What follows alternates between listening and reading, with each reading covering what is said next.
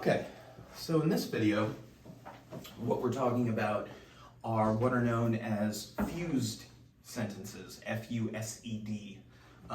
Most people know them a little bit more commonly from their, K through 12 days as run-on sentences, and you may have had the same experience that I did. You may not have, where you get a paperback or you get a draft back from a teacher, and the way they used to do it, I don't know if this is still a thing, but if you had any run-on sentences, they would do a capital R and then a capital O right next to them to indicate that the professor or the teacher thought you had a run-on. So essentially a run-on is, it joins together two clauses that could form a full sentence, but they could also stand on their own as sentences, but they're lacking punctuation or excess or extra wording to make it make sense. So they come off as kind of sounding a little bit clunky and kind of not smooth. So what we want to try to do here is to teach you, when you're reading back over your work or when you're constructing your sentences, how do we go about avoiding them to the best of our ability? Okay, so the first one that we're going to take a look at here says, "The house was flooded by light. The moon rose in the sky." So if we take out the second part here, the house was flooded by light. That's a complete sentence. The moon rose in the sky. That's a complete sentence.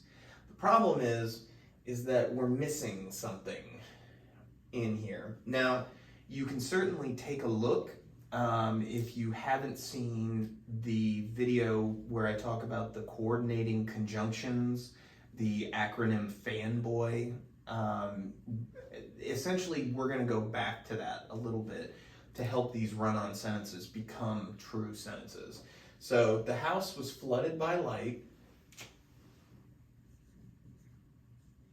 and the moon rose in the sky. So remember, we've got our coordinating conjunction here, the and, that's the A in fanboys, and then we have our comma before.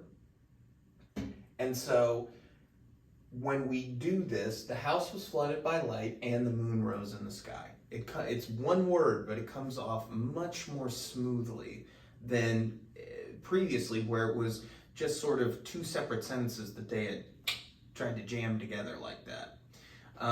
So let's try a second one right here. "He wondered what the conversation meant. He thought about it all night." So again, we could look to put the word "and" in here. He wondered what the conversation meant, and he thought about it all night. So if that was the case, we would put a comma there and the word "and." But we could also choose a different word. If you think about the S in the acronym FANBOYS, that's so. So we could say, "So he thought about it all night." That's a little bit more of a cause and effect kind of relationship. He wondered what the conversation meant, and because of that, he thought about it all night.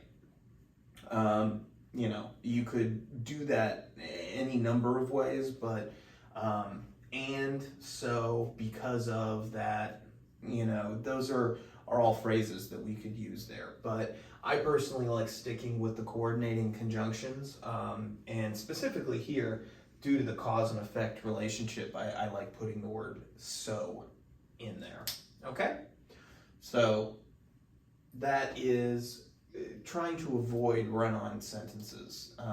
In the next video, we'll take a look at comma splices. All right?